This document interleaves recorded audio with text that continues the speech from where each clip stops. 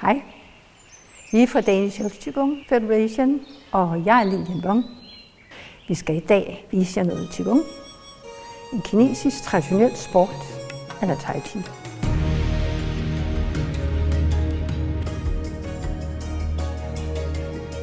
Qigong beskrives ofte som gammel medicin, der opfylder et moderne mirakel. Qigong har alderen bag sig. Øvelserne er kinesisk og har været praktiseret langt tilbage i tiden. De betragtes i dag som et af Kinas mest effektive sundhedssystemer.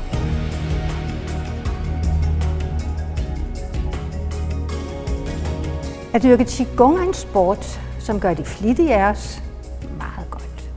Både styrke og ro på, så hvis ens prioritering er at skabe forandringer, så er en invitation til at folde sig ud med Qigong god idé.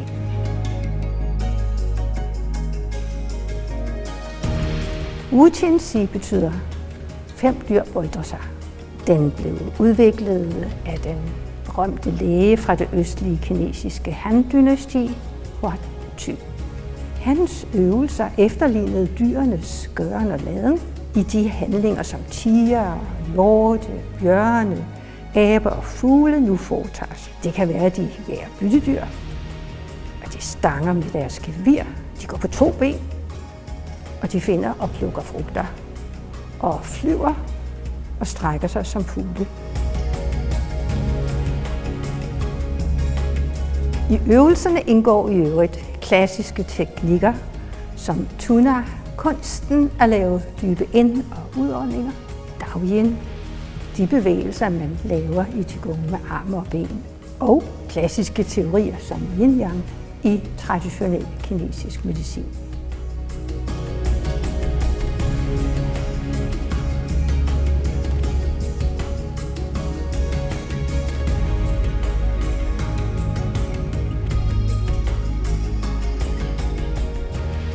Derfor kan man sige, at hvad vi viser jer i dag, legemliggør essensen af Health Qigong med den her Wu Qinxi, ved at man kombinerer bevægelserne med særlige kropsudtryk og med en noget sportslig tilgang. Det håber vi, I også synes.